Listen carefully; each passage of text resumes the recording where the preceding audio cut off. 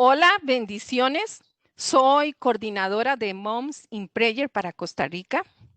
Generalmente las madres tenemos la incógnita de cuál es la mejor edad para empezar a orar por nuestros hijos.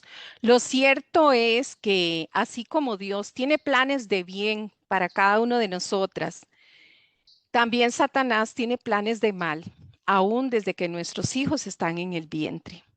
Entonces no podemos subestimar sus edades. El ser humano nacemos con una naturaleza pecaminosa, no que los bebés nazcan siendo pecadores, porque ellos aún no conocen ni han escuchado la palabra para desarrollar esa fe salvadora. Pero Dios nos advierte en su palabra acerca de la enseñanza que es una gran responsabilidad sobre la vida de nuestros hijos desde que son bebés. En Deuteronomio 6, del 6 al 7, dice, estas palabras que hoy te mando las enseñarás en tu casa, cuando andes por el camino, cuando te acuestes, cuando te levantes, cuando te sientes, de tal forma que todo nuestro diario vivir sea una enseñanza de Cristo para ellos. No podemos decirle a un bebé que Dios lo ama, pero con nuestros cuidados, nuestras atenciones llenas del amor de Dios, podamos influenciar ese amor que viene del corazón de Dios. Podemos ejercer una maternidad aliada de la mano de Dios, aliadas a Dios. Jesús en Mateo 19, del versículo 13 al 15, nos da una advertencia. Dejen a los niños venir a mí y no se lo impidan. ¿Cómo les impedimos a los niños venir a Jesús? No mostrándoles, no enseñándoles, no vivir una fe genuina para ellos. No podemos subestimar sus almas. Sus almas son eternas. Ya sea que nuestros hijos tengan un día de nacido, que estén en el vientre o tengan 60 años, es un alma que Dios no quiere que se pierda.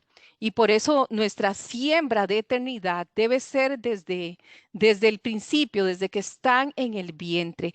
Orar para que nuestros hijos vivan el plan de Dios para ellos.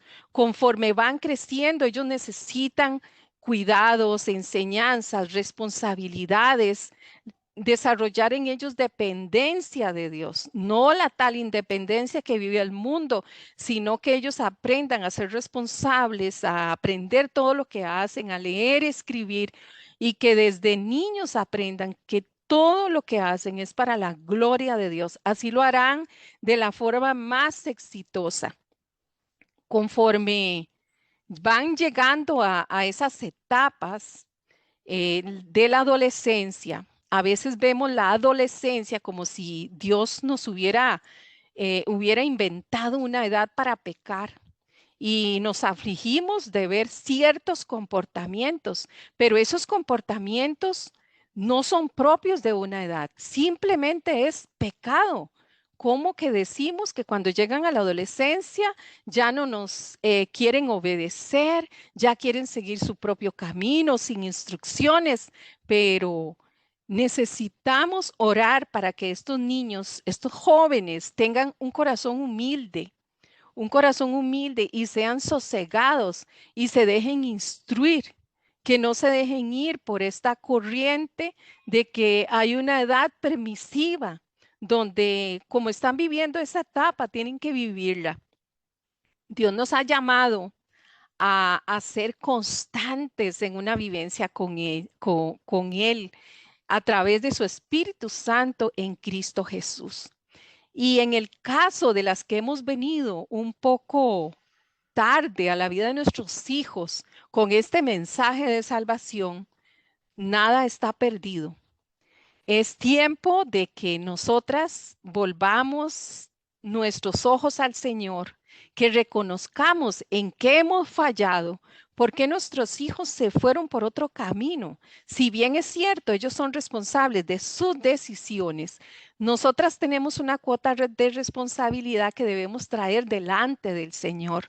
No estamos exentas de que aún habiendo sembrado, ellos tomen malas decisiones.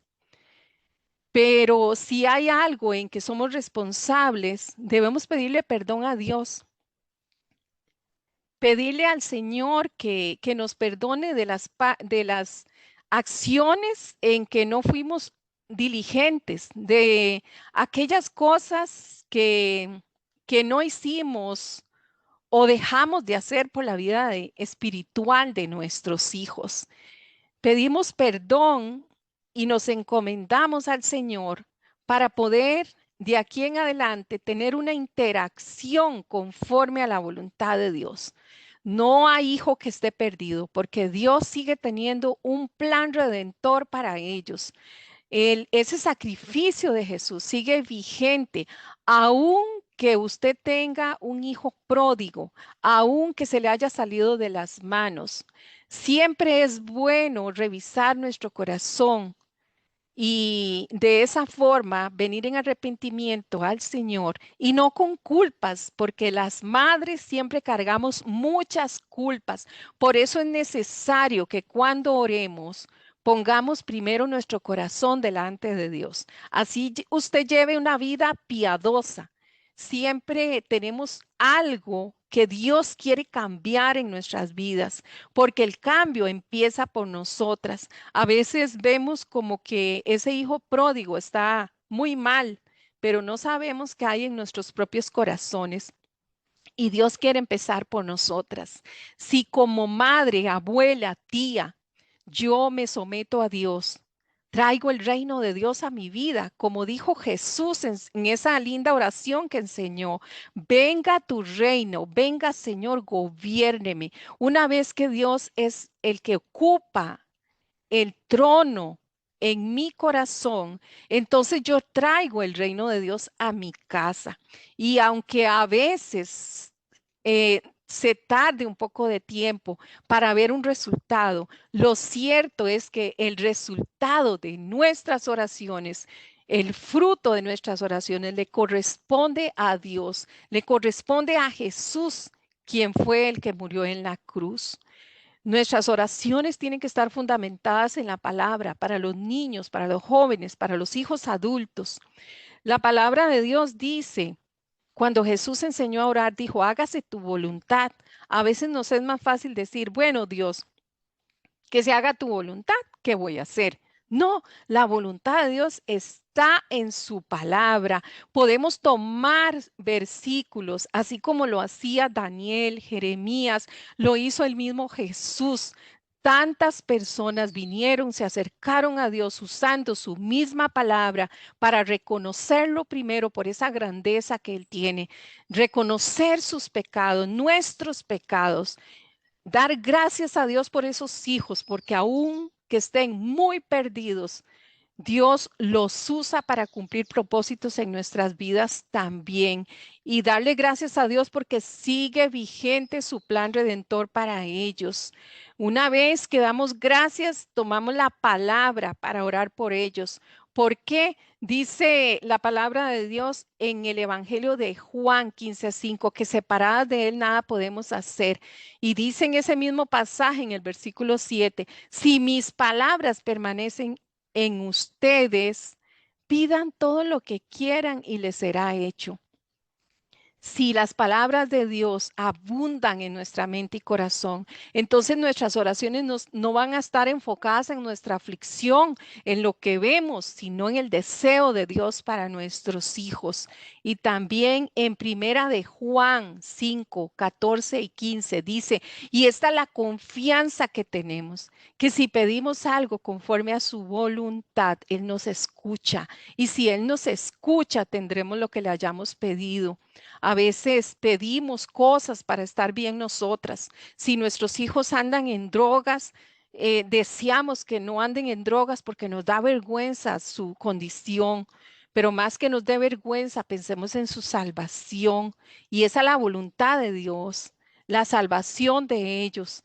A veces nuestros hijos se ven feos porque tal vez andan en drogas, como el caso que yo viví. Se ven feos Y por eso nos enfocamos en orar mucho por ellos y menos por nosotras. Y tal vez lo que nosotras tenemos también es igual de feo que eso, pero no se ve. Así es que nuestra oración tiene que estar enfocada en la palabra y la palabra cambia. ¿Qué cambia? Primero nuestros corazones de madres. Así que yo les invito a que tomen ustedes mismas la responsabilidad de orar por sus hijos. No le entreguen a otras personas esta carguita de orar por sus hijos, porque así se perderían tener ustedes una experiencia con el Señor. Si bien es cierto, Dios quiere que oremos juntas, unas por las otras, nosotras tenemos que tener una decisión de ser yo la que ore por mis hijos y unirme a otras madres para que juntas llevemos estas generaciones delante de Dios, que así como el mal se une para que lo malo funcione, nosotras que tenemos la bondad, la buena voluntad de Dios en su palabra, podamos unidas traer un impacto a estas generaciones de niños, de jovencitos, de adultos, porque en resumen, son almas. Dios no los ve con las edades que tienen o los errores que hayan cometido, sino almas en condición de un plan salvador.